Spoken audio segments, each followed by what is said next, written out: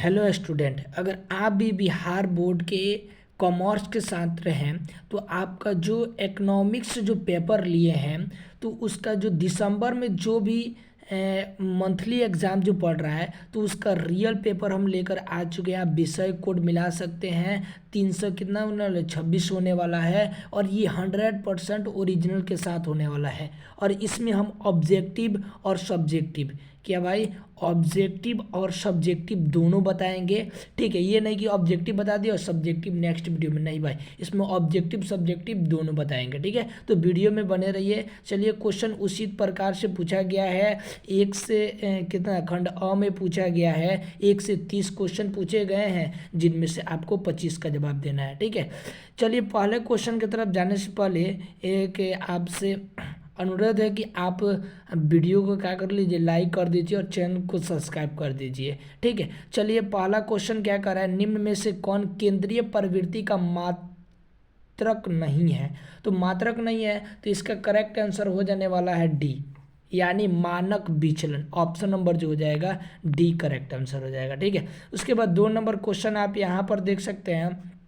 कह रहा है कि 5, 10, 15 का अंक गणितीय मात्रक क्या है, माध्यक क्या है। तो इसका जो करेक्ट आंसर हो जाने वाला है क्या हो जाएगा, 10 हो जाएगा। ऐसे भी निकाल सकते हैं, 5 दिया है, 10 दिया है तो 15 दिया है। आप मैथ पढ़ेंगे तो ऐसे तो 10 हो गया। तो ठीक है, यही माध्यक हो गया। ठीक है, तो उसके बाद तीसरा नंबर क्वेश्चन आप यहाँ देख सकते हैं, माध्यिका क्या है। तो माध्यिका क्या है, तो इसका जो करेक्ट आंसर हो जाएगा क्या हो जाएगा भाई, तो ये जो है आंकड़ों का एक मध्य मान है। तो option number B correct answer है। ठीक है, ठीक है, उसके बाद यहाँ पर देख सकते हैं 3 नंबर क्वेश्चन जो उसी प्रकार से पूछा गया है। 4 नंबर क्वेश्चन का गुणवत्ता मापक मापन के लिए सर्वाधिक उपयुक्त औसत है। तो इसका जो करेक्ट आंसर हो जाने वाला 4 का, तो 4 का करेक्ट आंसर क्या हो जाएगा, माध्यिका। Option number B correct answer हो जाएगा।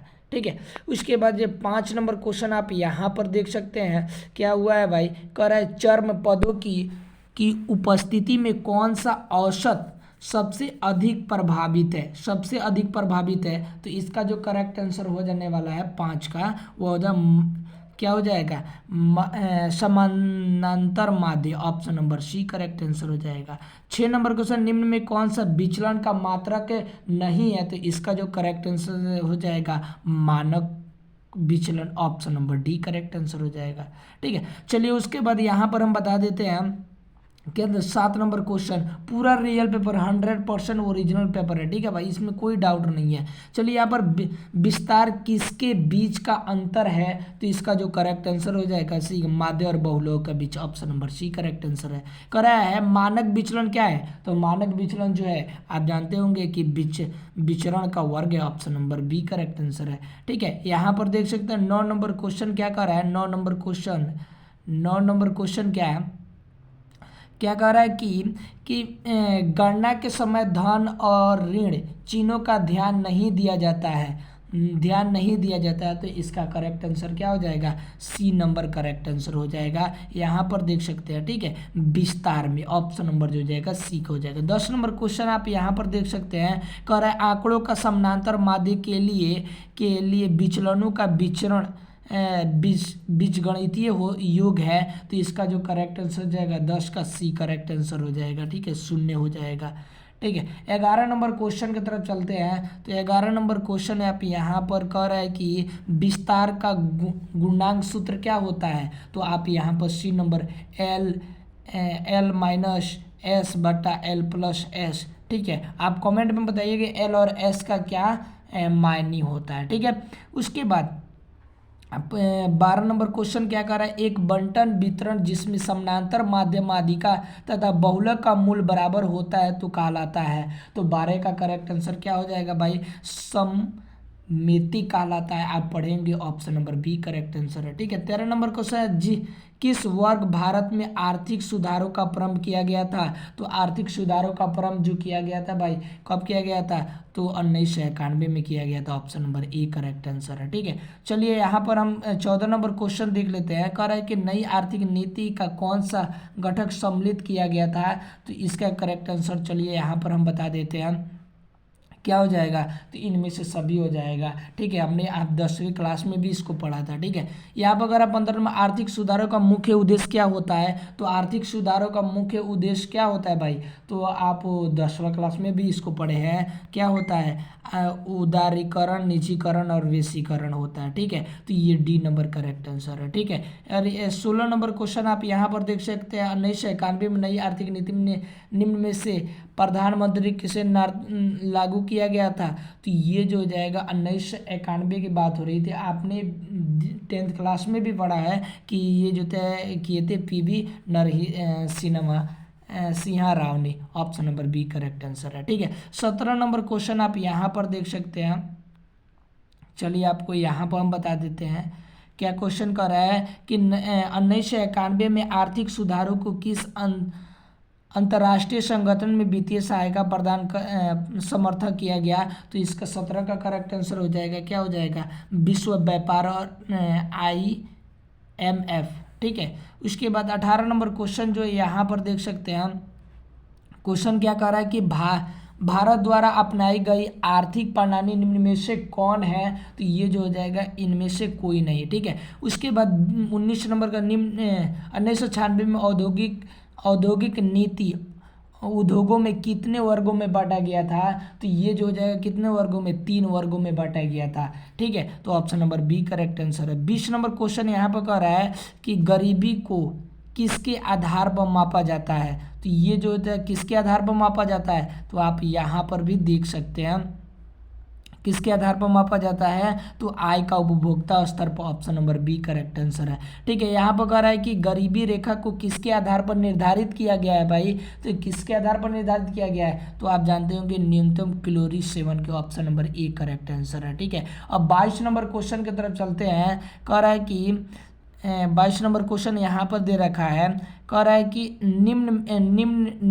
निम्नलिखित में कौन भारत में गरीबी के कारण नहीं है, तो ये उच्च साक्षर दर। ठीक है, option number D correct answer है। 23 नंबर का भारत में ग्रामीण गरीबों को कम करने के लिए कौन सा कार्यक्रम शुरू किया गया था, तो कौन सा कार्यक्रम शुरू किया था, आपने जानते हो कि गरीबी पूर्ण गरीबी। ऑप्शन नंबर जो हो जाएगा ए करेक्ट आंसर हो जाएगा। यहाँ पर मनरेगा कार्यक्रम शुरू किया है, तो 23 का जो हो जाएगा ए करेक्ट आंसर हो जाएगा। अब 24 नंबर क्वेश्चन की तरफ हम चलते हैं। 24 नंबर क्वेश्चन जो हो जाएगा कह रहा है कि गरीबी को किस श्रेणी में वर्गीकृत किया गया है, तो पीढ़ीगत श्रेणी गरीबी में। ठीक है, option number C correct answer. 25 number question आप यहाँ पर देख रहे हैं, कह रहे हैं निम्न में से किसने गरीबी रेखा को अवधारण प्रस्तुत की थी, तो ये जो हो जाएगा किसने किया था भाई, तो इनमें से जो था दादाराम नौरोजी ने। Option number C correct answer. आप 10th क्लास में भी पढ़े होंगे। तो आपको हम यहाँ पर जो बता दिए ऑब्जेक्टिव 25 का ही आपको जवाब देना है, तो 25 हमने बता दिया। ठीक है, चलिए अब सब्जेक्टिव बता देते हैं। तो सब्जेक्टिव कुछ इस प्रकार से क्वेश्चन पूछा, माध्यिका चतुर्थ का परिभाषित कीजिए, बहुलों को माध्यिका में 2 अंतर बताए, माध्यिका के 3 गुण लिखे, अपगणित के माप को 3 उद्देश्य बताए, लॉरेंस वर्क को परिभाषित कीजिए, नई आर्थिक नीति क्या है, तो ये सब पढ़े होंगे। ठीक है, तो ये जो पूछे जाएंगे। ठीक है, उसके बाद लघु उत्तरीय प्रश्न में जो पूछे जाएंगे, ये क्वेश्चन पूछे जाएंगे। भारत में निर्धारित के कणों को व्याख्या करें, भारत में, ये तो ठीक है, ये देख लीजिए। ठीक है, और ठीक है, चलिए अब इसका आंसर हम बता देते हैं। यहाँ पर दिया हुआ है, ठीक है, तो यहाँ पर दिया हुआ है कि माध्यिका और चतुर्थ को परिभाषित कीजिए, तो माध्यिका का पहले परिभाषित कर लीजिए। तो माध्यिका को परिभाषित कीजिएगा तो सबसे पहले ये हो जाएगा, क्या हो जाएगा कि माध्यिका किसी डेटा सेट को 2 बराबर हिस्सों में बांटने का मान माध्यिका सेट के बीच में स्थित माना जाता है, यानी ये 50% माध्यिका या कम बराबर हो तो 50% माध्यिका से ज़्यादा या बराबर होता है। उसके बाद चतुर्थ में ये देख सकते हैं, ये लिखा हुआ है। ठीक है, क्या हो जाएगा भाई, किसी डेटा सेट को 4 बराबर हिस्सों में बांटने के, तो ये 50 ये हो जाएगा। ठीक है, तो इसको देख लीजिए, स्क्रीनशॉट ले लीजिए और छाप लीजिए। ठीक है, तो याद कर लीजिएगा तो बेहतर रहेगा। 2 नंबर क्वेश्चन यहाँ पर दे रखा है, तो 2 नंबर का आंसर जो आप यहाँ पर देख सकते हैं। ठीक है, इसे छोटा कर देते हैं, लिखने में आसानी होगा। ठीक है, 2 नंबर का क्वेश्चन का ये आंसर हो जाएगा। ठीक है, 2 नंबर क्वेश्चन का ठीक है। बहुलक और माध्यिका में अंतर इस प्रकार से दिया हुआ तो इतना हो जाएगा। ठीक है, आप 2 लिख दीजिएगा तो 2 नंबर का हो जाएगा। तीसरा नंबर क्वेश्चन आप यहाँ पर देख रहे हैं कि माध्यिका के 3 गुण हैं। माध्यिका के मूल्य एक ही रहता है, माध्यिका के समझना निकलना आसान होता है, माध्यिका के तो ये जो होता है हो जाएगा। ठीक है, चौथा नंबर क्वेश्चन आप यहाँ पर देख सकते हैं, चौथा नंबर क्वेश्चन, तो चौथा नंबर क्वेश्चन का ये आंसर हो जाएगा, ये पूरा आपका जो हो जाएगा आंसर हो जाएगा। ठीक है, बताने में बहुत समय लगा इसलिए आपको नहीं बता पा रहा है। ठीक है, पांचवा नंबर क्वेश्चन आप यहाँ पर देख सकते हैं, 5 नंबर का क्वेश्चन जो हो जाएगा लॉरेंस वर्क को परिभाषित कीजिए, तो ये करेक्ट आंसर हो जाएगा। ठीक है, तो ये करेक्ट आंसर छाप लीजिए। ठीक है, लॉन्ग क्वेश्चन आप यहाँ पर देख सकते हैं, लॉन्ग क्वेश्चन बहुत लॉन्ग है भाई, तो यहाँ पर आप देख लीजिए। ठीक है, तो ये इतना, ठीक है, पोज करके और लिख लीजिएगा। ठीक है, उसके बाद ये दिया गया उद्योग की कमी, सामाजिकरण की कमी, उसके बाद ये लिख सकते हैं इतना। ठीक है, ये देख लीजिए। ठीक है, उसके बाद 12 नंबर क्वेश्चन आप यहाँ पर देख सकते हैं कि ठीक है, यही पूरा आपके एग्जाम में पूछे जाने वाले, ये नहीं कि भाई ये नहीं पूछेगा, तो यही पूरा पूछेगा। ठीक है, तो आप ये ऐसे करके देख लीजिए। ठीक है, नहीं तो स्क्रीनशॉट ले लीजिए और लिख लीजिएगा। ठीक है, तो ऐसे भी हो जाएगा। ठीक है, चलिए अब आगे दिखा देते हैं आपको 13 नंबर क्वेश्चन। 13 नंबर क्वेश्चन कुछ इतना है। ठीक है, तो आप यहाँ पर देख लीजिए। ठीक है, और इसको स्क्रीनशॉट ले लीजिए और लिख लीजिएगा, देख लीजिए। चलिए दिखा देते हैं ऐसे। 13 नंबर क्वेश्चन, वशीकरण, आपने वशीकरण 10वीं क्लास में पढ़ा होगा। ठीक है, तो आपको हमने पूरा ऑब्जेक्टिव और सब्जेक्टिव बता दिए। ठीक है, तो आपको, ठीक है, इस चैनल के माध्यम से ऑब्जेक्टिव और सब्जेक्टिव सभी प्रकार के क्वेश्चन मिलते हैं। ठीक है, तो आपको एग्जाम में अगर हेल्पफुल मिलेगा तो आपको वीडियो को लाइक कर दीजिए, चैनल को सब्सक्राइब कर दीजिए। ठीक है, मिलते हैं नेक्स्ट वीडियो में, धन्यवाद।